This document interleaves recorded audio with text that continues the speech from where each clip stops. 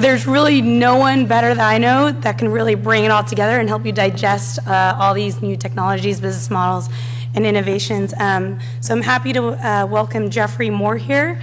He is, of course, a best-selling author. I personally read 2 of his books. He's also an advisor with TCG Advisors and partner at Moore Davidow. While he's doing all that, he also recently just published his new book, Escape Velocity. Yeah. So, welcome. Well, nice to be here. Thank you. Thank you. Okay. While we're getting that set up, I kind of am all, I think, that stands between you and a pretty interesting reception. So just what you've seen all day, and certainly saw with Osmond and Jack and the panel that was in this room before, is our whole lives are becoming digitized. I mean, this life is becoming digitized in a way that is a one-time only secular change for the planet. There is no way to go back. And as Osmond was just saying, Silicon Valley and this whole region is going to play a very important role in helping the world make that more actionable and make that more expanded going forward. And so media-based businesses, digital businesses, are really the vehicle by which that's going to happen. And the question is, how efficient and how effective will those businesses be? And part of that has to do with you. Let me just to get a sense of the audience. How many people in this room intend to be part of a digital media business? Okay, I mean, it's kind of why you're here, I suspect, right? Okay. So the issue then becomes, okay, what do we know? One of the things we know about from the venture capital community is that most businesses that get started don't succeed. And so the issue, what my whole life has been about is to say, could we just move those odds a little bit?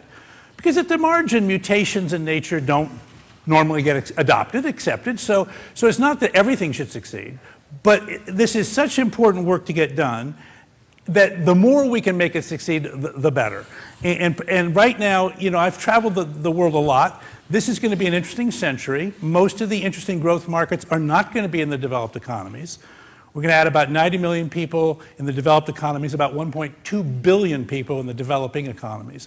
So if you think about all the demographics and all the action, it's not going to happen in America anymore. It's going to happen in other countries. And so the question then becomes, boy, we better have a catalytic role in that change, or we're going to get marginalized in ways that we've seen happen to Europe and Japan and other places. And I think at the core of that is this digital media world. Because right now we're not only gifted at digital and media, we're also gifted at startup.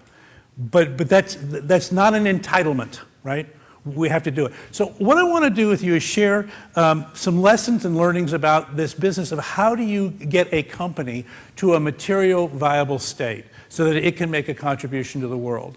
And basically, it's called crossing the chasm versus spinning up the web, because when I got involved with the tech industry back in the 80s and 90s, it was pretty much tech started B2B. It was a B2B game. And eventually, late in the game, it became a business to consumer game.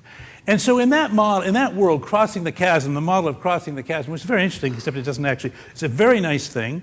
And maybe if I turn it on. Does that help if you turn it on? Let me try again. Okay, it is now genuinely on, but you have to put the other. See, this digital world is not what it's cracked up to be. You actually have to plug it in. Let's try it again. No? Can I just touch? Oh, okay, this guy right here? Okay, all right. We got it. No expense has been spared. Okay, so basically in a B2B market, we discovered back in the 90s, and it's been held up very well over the last 2 decades. There's a market development set of templates we call Crossing the Chasm. I've kind of tried to boil it down to 4 slides, and I just want to kind of, so if you get that book assigned to you, it's like, no, 4 slides, we're done, okay? And I've tried to do, what we've learned in the last decade is that consumer IT has been the fountainhead of innovation, not business IT.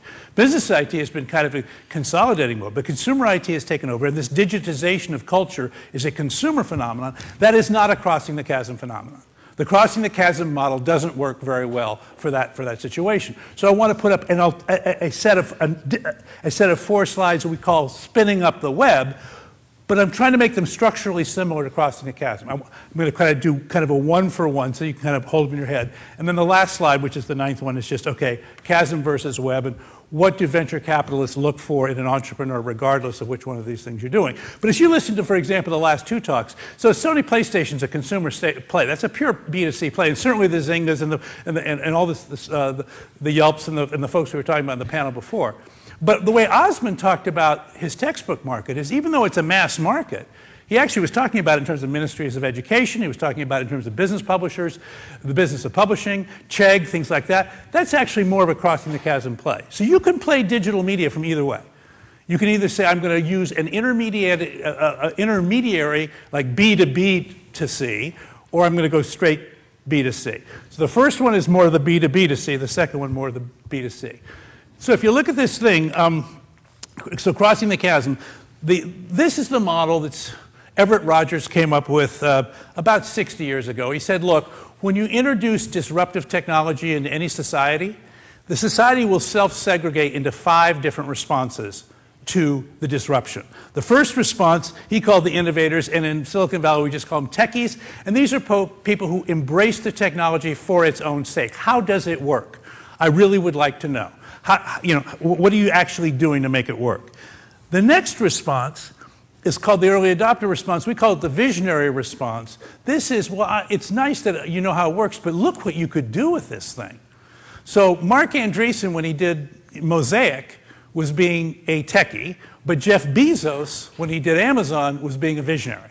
Because it wasn't so much about how Amazon worked as couldn't you revolutionize the way in which retail commerce worked. And obviously, Bezos has continued to do that throughout. So visionary is a good word there. That said, most people in most industries are neither technology enthusiasts or visionaries. They're either pragmatists or conservatives. And the pragmatists are the folks who go, I'd like to test this thing out, but I'd also like to check it out with my friends. And when it's ready for prime time, I want to adopt it, but not before. So there's a kind of a hesitation thing going on there. Conservatives are people who go, I've got more to lose than I have to gain from this stuff. So by and large, my instinct is not to do this. Eventually, I suppose I will have to, but I'm going to kind of do it under duress. And then the laggards become the skeptics who are, you guys are instruments of the devil. I mean, this is a very, and by the way, any one of us can be any of the 5 in a given situation. You can watch your kid getting ADD from a digital game and think, you know what, this might be an instrument of the devil, right? So it's not, none of these strategies are crazy, but the point is that under the pressure of any technology, this is what societies do. They self-segregate into these 5 types, and it turns out the success or failure of your enterprise depends on only one of the 5. Okay? Well, that's not quite fair. If you kind of blow it with the techies and the visionaries, you probably don't even get to see the pragmatists, right? But most people in this room are going to do something good enough that the technology enthusiasts and the visionaries will get engaged with it. But if you can't win the pragmatists, you can't build a business. So at the end of the day, this crossing the chasm thing was all about how do you win the pragmatist herd? And the pragmatist herd is this sort of group decision-making body. So it's a little bit, we sometimes talk about the junior high dance problem, which is boys are on one side of the gym and girls on the other side of the gym. How do you start the dance? Because I'm not going out there. You go out there. I'm not going out there. And so the pragmatists are doing a bit of that stuff. Are you using these digital things? No. Okay, me neither. Good. Okay. And because we're together. You are? You too? Oh my God, I have to too. Okay? So it's either we're kind of in or out. And so there's this herd behavior. And when you look at this herd behavior and you say, what is it in reaction to? It turns out what it's in reaction to is something that Ted Levitt taught us to call the whole product.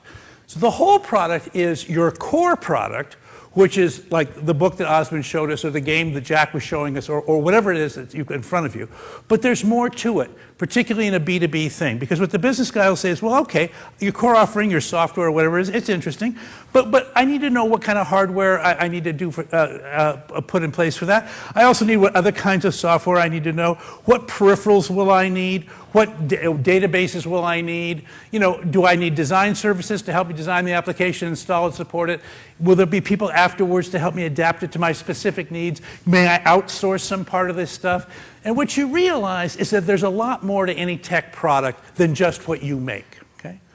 And so in that situation, what the business buyer is doing, so if you are the Ministry of Education, And you say, well, hang on, I love your books. By the way, do you have the digital rights? You heard Osmond on the digital rights subject. By the way, the iPad costs too much, so what are you doing about that?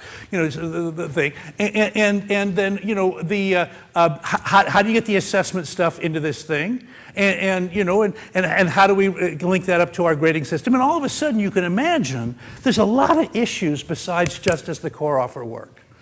And so what a pragmatist does when they look at the whole product is they say, I'm not going to play this game until the whole product for my needs is done. And so that's what the first they look at the core product, but when you demo the core product and you say, why didn't they fall in love? Because my visionaries and my technology enthusiasts wept when they saw the demo, right? And the pragmatist is going, yeah, nice demo, yeah. The devil has a good demo too, by the way. Okay.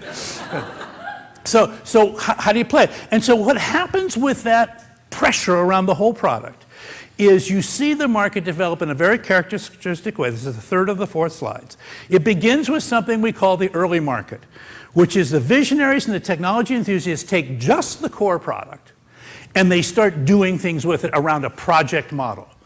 So they're one-offs, but they're amazing one-offs, right? And so you see these incredible things, and they're written about in Fortune magazine, or they're written in Forbes, or they're written on the web, or whatever, and TechCrunch, wherever you're reading, and they're very, very exciting, but they don't scale. They don't scale. So then you hit this thing called the chasm, and the chasm is the pragmatic community going, man, I think it's interesting, I want to read about it, might go to a seminar about it, but I'm not going to do it. Or if I do it, I'm going to do some trivial pilot, because I don't think this is ready for prime time yet. And so the question is, how would you get those first pragmatists to kind of come the other way? And what we learned about was that there are niche markets just on the other side of the chasm where the pragmatist is going, look, we're really struggling with an issue in my world, and the current technologies do not work. Education being a terrific example, healthcare being another terrific example. If you guys could come in and actually address my problem, as opposed to just show me a great demo, you know what? I might come in now. I might come in now. And so what you start seeing at this point with this crossing the chasm time is you see very segment-specific problems where the urgency has gone way up, and the industry has come together, orchestrated by you. This is your responsibility to orchestrate the whole product for that very specific problem for that very specific target customer. But by the way, as soon as you move over one red dot, the whole product changes. So that you can't say, well, I have a whole product now. Baloney. That's never true. The real question is, do you have a whole product for this class of customer with this use case? And have you picked one that's so urgent that even though the pragmatists are looking for references and not quite seeing them yet, they're willing to kind of put in with you? That's the crossing the chasm business model. It's not a project model, because everybody in this problem has a very similar situation, whether a set of educational problems or a set of healthcare problems, and you're solving for that. So everybody who has that class of problems is going to buy in together. So you actually build a market, but it's not a huge market. It's a niche market. But it's a niche market that gets the adoption fire started, a little bit like lighting kindling. And after you light a bunch of this stuff, eventually you get to a point where, okay, now it's getting broad adoption, and now it is no longer about the whole product. Now what the world has said is, you know what, this is a personal computer. I don't care if it's a personal computer for medical work or for educational work or for playing games. I don't care. It's a personal computer, right? Good. And we can now have standard products, and this is when tech fortunes are made. This is when people get billions of dollars worth of revenue out of a business-to-business model, because it proliferates massively across the globe, and it's all about standard products. And then the fourth and final piece of this thing is to get to the conservatives. The conservatives do not want to own a product. I mean, it's like, man, you know, that's just too much responsibility. What I want is a system that takes care of me. And I want the system to work. You know, like I want to turn on the television. I want to open a refrigerator and get a beer and have it be cold, right? I don't want to like know how refrigeration works or take responsibility for my energy processes. I just want a beer, right? And so it's proven systems that can be going forward. Now, for most of us in this room who would be doing entrepreneurial work, the green part of this thing is kind of irrelevant, because by the time we get to the green part, you're on to doing something very, very different. The blue part is very important, because it's what drives venture investment. Venture investment is a lottery ticket on a tornado, right? And the red part is critical because you can't get to the blue except through the red in a B2B model if you have a disruptive innovation. So that's kind of how these things build. So just to close on this, there is a model which says there are 9 things you have to worry about. That's a lot. The only good news in this model is there's not a 10th, okay? There are 9 things, and the other thing this model says is this is the right order to worry about them. So do not start with competition. Do not start with pricing. Start with target customer. In the case of crossing the chasm, the game is I need to find a pragmatist in pain, right? Pragmatist means they're on the right side of the chasm. Pain means they're coming up right to the edge of the chasm looking for help. Okay? You need to have somebody pull you across the chasm. You cannot push yourself across the chasm. You can't discount price to get across the chasm. Somebody on the other side has to be pulling for you. And the reason they're pulling for you is because they have a broken mission-critical process. Remember, this is B2B. This is a business customer or a government customer or education, associational customer, whatever it is. But they're saying, man, we've got a really tough problem here. And if you can help, we'll pull you in. But what we need to see from you is the complete solution to that problem. And that means so don't tell me about your product. Because frankly, I don't care about your product. I'm not even sure I care about you, right? What I care about is me, right? And my problem. And if you can show me that you understand my problem, and then you can re-engineer it to solve for it, and bring the other people to the table, which is where the partners and allies come in, because it's never just you. It's always other people as well. Osman's got his software, but he needs publishers, and he needs tablet makers, and he needs any assessment makers, et cetera, et cetera. So you have to orchestrate this for me, which means when you come to your sales channel, you better have a sales channel that can handle complexity, because this is a very tailored solution segment specific model. You can't just put it on eBay. Right? You got to bring people to the table, and the pricing, therefore, had better reward everybody because this is kind of expensive to do. But the great news is the problem is so painful, and I'm spending so much money on the problem right now that there's plenty of money for me to pay off everybody. If you can genuinely fix my problem, we got lots of money. Okay, that's not the issue. And the competition in this case is typically either a status quo, which is they really understand my business, but they can't solve my problem. Or it's other technical people that might look like you technically, but they don't understand the domain.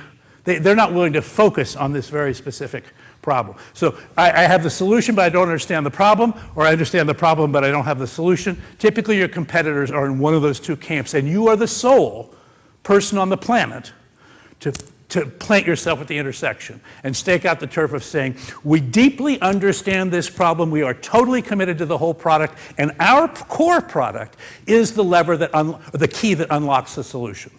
And that's why we're entitled to be on this, plant our flag right on this area. And that's our positioning. That's how we explain ourselves to the world. We don't explain how our technology works. We don't explain who our venture capital backers are. We say we're in the business of solving this problem for this target customer with this kind of a whole product. And once you get that first bowling pin, then you have to think about how do I go to the next and the next. And what you realize is after you get the first one, man, the other ones fall a lot easier. Because now you have a whole product that works in one place, you've got good references, pragmatic people are going, well, if it worked for them, maybe it'll work for them, kind of stuff, you can go forward, okay? So that is the model for how you build a business in a B2B market with a disruptive innovation, 20-year-old model, book's called Crossing the Chasm, probably available on, any tablet near you. Okay, so that's great. But that's probably not what most of you are going to do.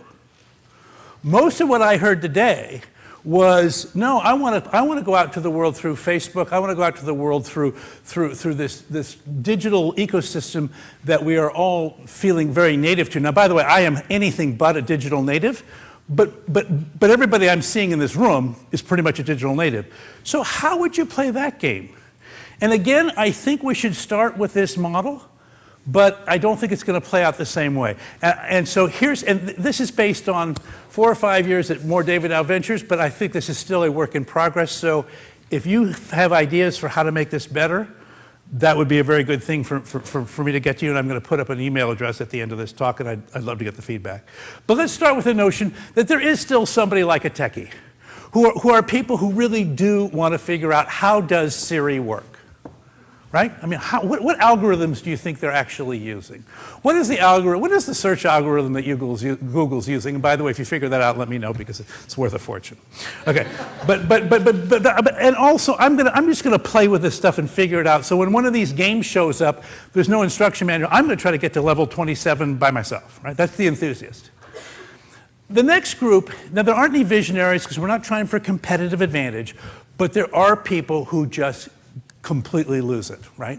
And they become this evangelistic, oh my God, have you seen my latest, and we they camp out in front of stores, and they insist, they show you stuff. It's a little bit like that joke about how do you know if someone is a vegan? Don't worry, they'll tell you, okay? They're evangelists. Every vegan is an evangelist, right? Okay. So see, we have those early ones. And again, if you cannot inspire these folks, you probably need to continue to work on stuff, right? But then the question is, who's next? And this next group in this model is always the key group. And so we're calling them the engagers. And what was very interesting to listen to the panel of people that we're talking about, the panel I was sitting in on was called Discovery versus Search. And it's this interesting question of to what degree are the algorithms teaching me and to what degree am I teaching the algorithms? And there's this kind of experimental dance we're going with, well, will I turn on the location aware part of the 4GS, or will that actually give me more information that I want or don't? And we're all trying to, what should I say to Siri? And when she says she doesn't like me, how serious should I take that? But the point is, we're engaging. We're kind of testing out the limits all the time, and I'm going to come back to that. And then there are people who are reluctant, which are like, it's like, yes, I would like to see pictures of my grandchildren on Facebook, but I don't know what it really means. And so if you'll show me on your tablet, I'll look at the pictures there. But they're kind of going like, this is moving very, very, very fast. And also, by the way, there's a lot of anxiety among young parents right now that just says, you know what? I don't necessarily like what all this digital stuff's doing to my kid. I mean, Jack's gone. Do you see a little kid here? She had an iPad. She could make the iPad stand on its head and spit nickels. I mean, she was really good with that iPad. And so you think, well, that's pretty cool. That's pretty cool. But then at some point you're wondering, yeah, but when you're texting at dinner, could we like make eye contact occasionally? I mean, so I think there's some weight stuff going on. And then at the very back end, there's the beware. And that, again, we're back to the fundamentalist jihad. It's like, no, you are instruments of the devil. In fact, your entire society is as well. Okay. So again, we're going to make a case that the third group is the key, and that really what we're talking about at the core of the success of a digital franchise, will it get to material size, is can you solve for the problem of engagement? And the concept, I think we're going to need a much more nuanced model for how to understand engagement, and that's what the rest of these slides, the next two slides are going to try to put up, next three slides are going to try to put up, how to kind of get this engagement model, because that at the end of the day is what you're going to be managing, not a feature function set against a product management checklist, right? It's going to be an engagement. So the first thing I want to share with you with engagement is this is some stuff, this is a model that some friends of mine at Shearson Associates have kind of been spinning up, and we've been kind of working on it together. And it simply says there are levels of engagement and there are levels of commitment that are implied, and there's an appropriate level of engagement for every type of digital artifact. So it's like to every thing there is a season, turn. So at the very bottom of this model, it says, look, there's a bunch of products who are out there where the deal is, maybe they're tires, maybe it's a television set, maybe it's a PC. Hey, you're Hewlett-Packard, you're Dell, you're somebody, you're Microsoft. I respect what you do and I believe what you say, and therefore, I will select your offers over others, assuming that they're all available and that the prices are not crazily different. It's kind of a classic sort of bottom of Maslow's hierarchy of needs, there's a bunch of stuff I don't want to obsess about. I just want it to work. So for me right now, the Google search engine is in this class. Okay? Could I switch to Bing? Yeah, I guess I could. You know, and by the way, the Internet Explorer browsers in this class. Could I be on Firefox? Could I be on Safari? Obviously, I'm on this benighted thing called a PC. But the point being that it's at that level. Now, that means I will pick that. It doesn't mean I want to have like their Facebook page, right? You know, this is like Arm & Hammer soda. It's like, no, I don't want to go to their Facebook page, but yes, I will put it in the refrigerator. Okay. Okay. Go up a level, okay? You are part of what I am, and by choosing you, I express myself. I not only purchase your offers, but I display them proudly. This is an Android watch. I think it's kind of a cool watch. This is a Malbon pen. Woo! Okay. Fashionable shirt. Okay, that's right there. Okay, see, so there's a bunch of stuff. We wear stuff. We drive stuff. We put stuff on our walls. We put posters on our walls. We maybe serve different forms of wine or beer or whatever recreational chemicals you consume. But the point is, it's part of your identity. And so like T-shirts from WordPress, right, are a huge part of people's identity, right? So it's not A, it's B. And as B, there's a different level of engagement. There's a different level of permission, and there's a different level of expectation. So there's a little bit of, John Lennon singing, "Don't let me down," right? I mean, in other words, because this is my identity, don't let me down. But on the other hand, I'm not going to actually pour out my soul to you, okay? You're kind of in this interesting space. The next one up is, wow, I might pour out my soul to you. This is, you're expressing my dreams, and I want to do more to help your cause. And so I will go the extra mile to play a part in your world. A bunch of people are hanging out in Oakland and in San Francisco and on Wall Street, and they're doing a version of this. Okay, now the OWS brand, frankly, is pretty vague, but some people are going, look, I'm going to try to do that. But think about things like the Kiva thing with microloans or anything that gets you going. I mean, Nike Sports. Just dare to be all you can be, or the Army slogan of that. Whatever it is that gets you to go the extra mile, that offer has an extraordinary level of engagement. Your engagement level went way up, because now you're not just playing the offer at the level of the offer. You're saying, I want to go beyond the offer. Okay? And then the fourth and final one in this model is, I never imagined that this was possible. You have reshaped my identity. One of the reasons why we were writing so much about Stephen Jobs' his recent passing is he did this 3 times in 1 decade. Not possible, but he did.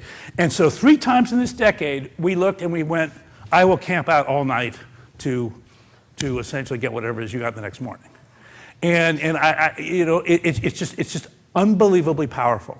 So the point about this exercise is, if you're going to do digital media, digital interactions, you have to pick a level, and it's important you get the right level.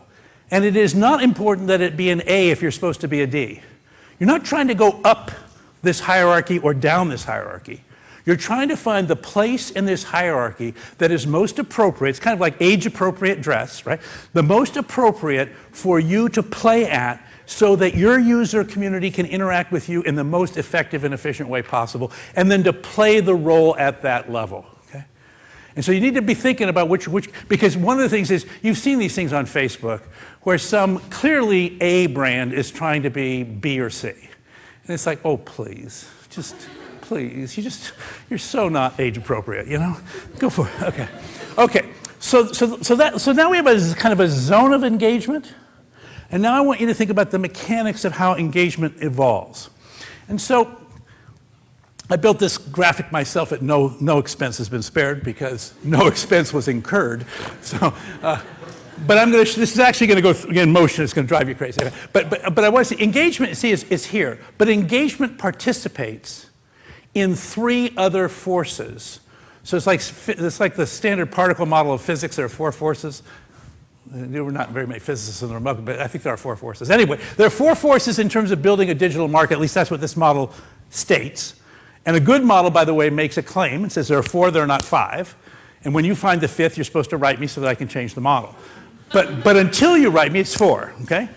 So in this model, there are 4 forces, and they are acquisition, so getting the customer, engaging the customer, monetizing that relationship, and getting the customer to participate in viral spreading of the thing. Because if you're going to go from, just think about the numbers of a B2C model on the web. frankly, if you go to a venture capitalist with less, even an angel investor with less than 100,000 users, it's like, why? And frankly, 1 million is sort of table stakes, and 10 million is like, okay, something's going on here, and 100 million is like, oh my God, okay? But think about that. That's 10 to the 6th, 10 to the 7th, 10 to the 8th, and when you're starting in your dorm room at 3 in the morning, it's 10 to the 0, okay? Meaning you, right? And so scaling, how do you scale? So what happens is, as an entrepreneur, you are the startup motor. And now you may or may not be the technical part of your team, but because typically there's a technical part of the team and kind of an end user marketing kind of part of the team, you know, Steve Jobs, Steve Wozniak kind of thing. But there's a very small molecule of people that are the starter motor. And what you do, and what is so miraculous about the world in which we live in right now, is you can run experiments with this stuff on the web today damn near for free, which is wildly different than where we were 20 years ago.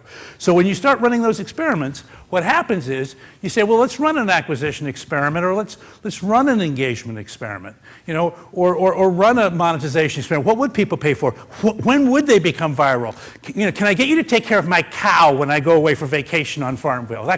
And you start playing with this thing, and what you're trying to do is to spin up something so fast that eventually you actually generate a tornado, okay? But you don't cross a chasm to generate that tornado, right? This is like some exercise in network effects that's going. And so if you look at that idea and you say, what are the material things that I watch for as an entrepreneur in order to achieve that outcome? I've got 7 in this model. I guarantee you these are 7 that venture capitalists look at very carefully. There might be an 8th, I don't know yet, but right now I'm saying there's 7. So let me give you the 7 I know about. So the first thing is, how fast are you acquiring new users? And I'm interested in, are there any math majors in this room? No, okay, good, all right. I'm interested, for those of you who might have taken calculus when you were sleeping, I'm interested in your first derivative and your second derivative. I want to know velocity and acceleration. I not only want to know how the slope of the line, I want to know how fast is the slope of the line changing. Because to get from 10 to the 0 to 10 to the 7th, we got to start doing something exponential somewhere along the line. And until something fairly exponential is going, frankly, nothing of significance is happening. And you have to, forget about venture capital. You, if you're going to be the digital media entrepreneur, you have to live by that rate, okay? Now, if that's all you live by, you can have the Groupon problem, right? Which is I can acquire people very rapidly, but they keep leaving the back of the boat, you know, faster than I can bring them in the front of the boat. So there's some other metrics to worry about. The next one is engagement. And it's probably, the 7 up there, it's probably the most important. Well, no, they're all important. But the key about engagement is now I want breadth, depth, and length, right? I want to know how long you spend on my site. I want to know how deep you go into my site. And I want to know how frequently you come back to my site. And by the way, site is pretty much a last century term, right? So site in some virtual sense. Wherever it is wherever this locus is that you're creating that people can engage with. So think, by the way, if you do not have metrics that measure these things, stop. Do not proceed. Get the metrics, because you're flying blind in a fog. Okay? You have to get these metrics in order to, because what they're going to tell you, of course, immediately is 6% of our people are going to, 98% or 85% of our site are only being attended by 6% of our people. What the hell are we doing? Why aren't we spending all the time over here, right? And that sort of thing is critical. Then the next one is grow virality. So another thing you learn about this new world is if you have to pay for customer acquisition, like if you're going to buy search engine optimization, or you're going to, whatever it is, if you're going to have to pay distribution fees for anything, there's not enough money. There's not enough money in the model. So you have to get, at some point, your marketing program has to be a voluntary act of your community. Or use other people's money. Okay, but you can't do it yourself. So virality becomes a really important thing. You see that building into games, where you watch all this gaming thing about, well, how do I get you, incent you to bring 2 or 3 or 4 other of your friends to my game, and that's a very obvious example of it. And then grow monetization. Okay, both the percentage of the community that will engage in monetization, and again, I'm interested in how many of your people monetize, and then how much change you're growing. One of the scary things about Farmville, which is this unbelievably successful social game, is about 3% of players pay all the money, which is scary, right? And by the way, why? It's also a failure of imagination. Why can't you monetize the other 97 in some other way? So that stuff's going on. Increase promotional productivity. You will prime these pumps. If you don't figure out ways to use to work with the Apple iOS store, or to work with the Facebook thing, or the Google search algorithms, or whatever the heck it is that you're using to get access to your potential prospective group of end users, you have to be very clever about this, and it's changing all the time. So like there's now a gazillion plugins, right? So which plugins do you put on your site, and how do you use them, and how would you know? There's a lot of things that are going on here that are creating links that are promotional or in support of virality as well. And then 2 more, the reduced churn one, which is man, we can't, how many folks are we losing? And there's always churn in a big model, always, right? Yahoo right now is struggling right now, and it's having a churn issue. It's a very public churn issue right now, okay, in terms of what they're going through right now.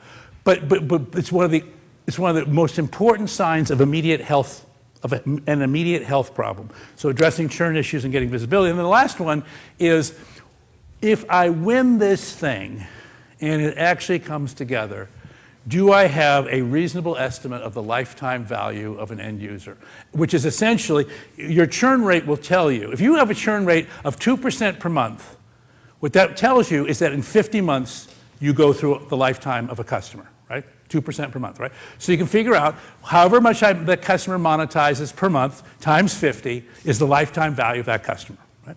And now all of a sudden, and this is a really important business idea, because it's critical to your investors to understand how to value your company, how to capitalize your company.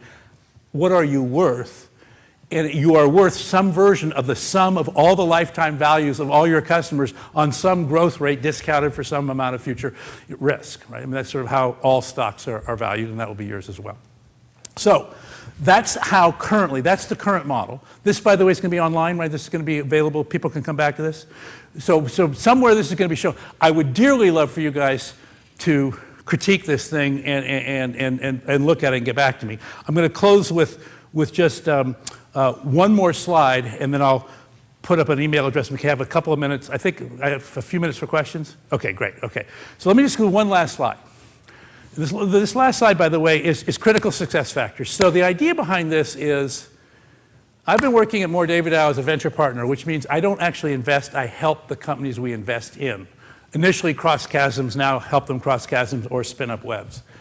But what you learn if you get to sit, go every Monday for the last 13 years to a venture capital firm who's got a lot of deal flow and a lot of people coming in pitching them, and a lot of entrepreneurs who've been funded by them, is you begin to learn you begin to see what are the signals of the winners, right? And it's important because, we use this word entrepreneur in our society like, star athlete. I mean, it's like, well, everybody wants to be an entrepreneur, right? And everybody should be a good entrepreneur. Well, probably nobody else but me is a good entrepreneur, but I'm certainly a good entrepreneur, right? I mean, everybody believes that, right? And so it's like, well, how would you know? Maybe you're not, right? And if you're not a good entrepreneur, this is not going to be any fun for you to play. So here are the signs of being a good entrepreneur. And by the way, maybe you're a good entrepreneur, but maybe your partner's not a good entrepreneur. This will teach you how to dump. No. But it'll teach you to be. By the way, it is important if you're building a business. If you're working with someone who's not the right fit, or if you're not the right fit, you got to get out of the chair now, because there's no time. There's no time to carry somebody who is not the right fit for the task. It's a very Darwinian process, this startup stuff. Okay, so I have 5 things for each side. So the 5 things on crossing the chasm for success. Number 1, you have to have a really disruptive technology if you're going to be a brand new company. Otherwise, it's like, well, why would I bother? Why wouldn't I get it from somebody more established? The second issue is you got to target a customer who's got this compelling reason to buy to pull you across. This is particularly for crossing the chasm. In the early market, you can play around and do experiments and have visionaries and technology enthusiasts and go to parties and have a wonderful time. But when you actually want to become a material business, this compelling reason to buy issue is really critical. And then you've got to have enough expertise to understand the customer's problem deeply enough that when you design the whole product, you don't miss stuff. You really nail it, and you line up your disruptive technology right at the point of attack where it can break the back of this very tough problem. And then you have a whole product focus, not a core product focus. And before you cross the chasm, it's all about the core product. So if you're really in love with the core product, stay on the right side of the chasm, because other people there love the product with you. But when you try to cross the chasm, you got to let go of the core product, and now it's all about the whole product, meaning the solution model for the customer's compelling reason to buy. And finally, this takes a very agile services-led offer development. What that means is, in that solution model, you'll have 80% at the beginning, and the last 20% you got to kind of make it on the ground in front of the customer with their help. Now when you go to the next customer, you'll probably have 83%, and the next one maybe 88%. I mean, you know, it does get more packaged as you go forward, but it's never a product. You never like ship and FedEx and don't call. This is always a solution model. So that's the model for crossing the chasm. By the way, it's really fun. If you care about solving problems, the bowling alley is the most fun place to be in all of tech. Because in the bowling alley, you got really, really interesting problems with very committed customers and brand new technology, and you're kind of inventing the solution right in real time. I mean, it's like watching life come onto the planet. It's amazing. Okay? Now, there's spinning up the website. Okay, not disruptive technology. That's why there's no chasms. If there's a chasm, you're hosed, because there's no time. I mean, you can't go educate 1 million people, right? So basically, you've got to have something that inspires them. And so there's some distinctive cool factor. I've never met a VC who was cool. So I don't think you should look to your investors for coolness advice. And when they give it to you, please ignore it, okay? But listen, but watch, but if you have these instruments on the web that are watching what people are doing with your digital images and your digital artifacts, you'll find out whether you're cool or not. By the way, most people are not cool, okay? Just deal with it, okay? But you have to have a coolness factor to make this thing work, okay? Leverage access to the market. This is this issue about, it used to be, there was a time when, well, if I could just get above the fold, or if I could get on the deck of a mobile phone, or I could be, if I could get into distribution at CompUSA. I mean, there was a bunch of things you could do that were fairly mechanical that would solve what we used to call the distribution problem. Not anymore. Basically, the amount of noise and the amount of people and the amount of artifacts that want access to the minds that you're trying to engage with is massive. And so being very, very clever and thoughtful about how you leverage the existing relationship webs. I mean, you kind of get, okay, I'll let them register with their Facebook ID or their Twitter ID or whatever, but there's just a ton of this stuff. And it's changing all the time. And you have to have somebody on your team thinking about this a ton. Or else you could have a wonderful thing, but it just won't ever get the sunshine because it won't get out from underneath the weeds. Web tech expertise, yeah, this is where I said domain expertise over here. Yeah, you got to, some number of people on the team have got to be able to take this open stack and just make it do tricks in the night, because it's free. It's the most. I mean, well, maybe you do, but when I entered tech, you would pay millions and millions of dollars to get the development environment that is free to anybody on the planet. I mean, and it would take you years to put it in place. So it's really critical in this new model that you be able to play that thing like, Tchaikovsky or Van Cliburn on the piano kind of thing. Okay. User experience focus, not whole product focus. So this whole thing, this whole digital engagement thing, it's all about the user experience. That was never what tech was about. Tech was always about the database or about the transaction or about the, the speed of the whatever it was. But it's now all about, and what Apple taught and what Steve was just this unbelievable artist around was the user experience. It lives at the intersection of technology and art. And we've now seen the Michelangelo, Leonardo, Raphael, artists at work for a decade. under the Apple logo. So nobody in this room can claim they don't know what that is. Now, whether you can reproduce it or you can create it in real time in the situation you're creating, that's up to you. But we know what it is. And then the final one is, again, Agile. But this is now, and this is weird for somebody, for an English major in particular, because, you'd like to think, well, creativity, art, it's all about, the dream and the image, and then I'll just express it and people will go, oh my God, it's beautiful. And in fact, what's happening on the web is it's a totally different experience. There's a story about the guy that I think it was at Google. He does this page and he designs it in royal blue, and one of the people says, well, how do you know that's the right color of blue? The guy goes, well, I went to a design school. I'm a designer. That's why you hired me. He said, no. I think you should, test out. Well, no, that's my expertise. And he kind of left in a huff. But what they do is, no, I want you to test 100 variations of blue because it's free. And because just put it out there and come back to me with a histogram that shows what's the best color blue. And stop trying to do something other than that, right? So this ability to use the quantitative power of the web in service to art, that's what that last bullet is there about. And believe me, there are a lot of people that get quants, and there's a lot of people that get aesthetics, and there are damn few that get the intersection of the two. But that's what's required to make this thing work. So different horses, different riders, but the same trail. It's the trail of essentially going from a business that is interesting and exciting but not material to one that is a material contributor on the planet. So that's what I wanted to share with you. There's an email address which I would love for you guys to give me feedback on. But I want to say thank you. First of all, thank you very much for listening. I appreciate it. Thanks. Yeah, okay. Well, listen, I was pontificating there pretty much nonstop. So I'd love to have you either, like, if your crap detector went off, you could maybe share something, or if you have a question or an observation or a pushback, I'd love to just maybe get one or two or three things to actually validate that I was actually here. Okay, please come up to this microphone right here. Thank you very much. Yeah, thanks.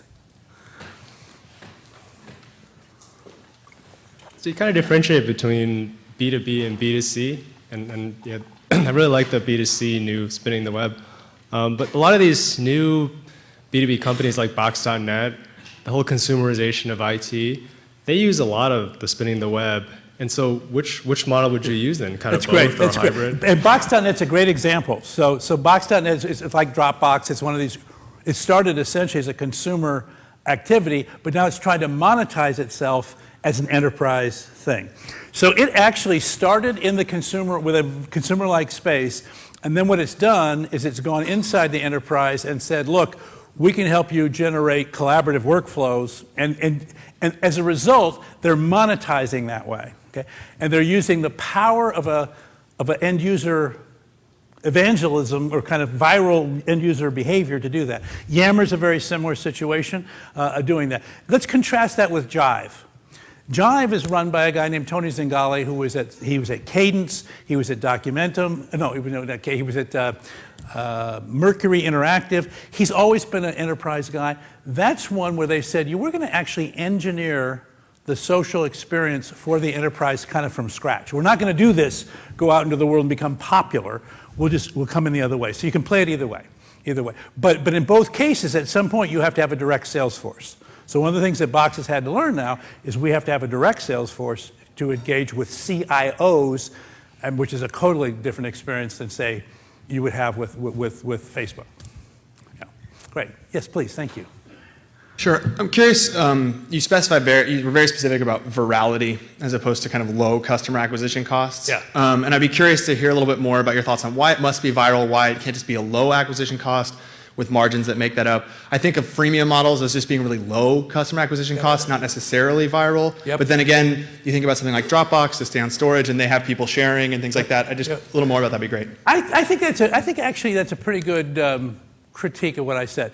So because I think the freemium model is an interesting angle to take. So in the freemium model, okay, I'm going to do low acquisition costs, but it may not go viral.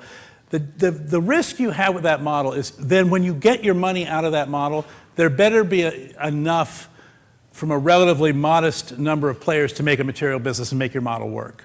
It feels to me like with this digital media and digital entertainment world in particular, you need to go faster, farther than that. But if you had a services model where the freemium model worked, then I think that would be okay. In fact, it might be good, but it would feel more like a B2B or maybe B2B2C than just a pure B2C play. Okay. Any other? You know what? It is 4:30. You guys have a lot to share with each other. Thank you very much. I'm going to turn it back over to Sue.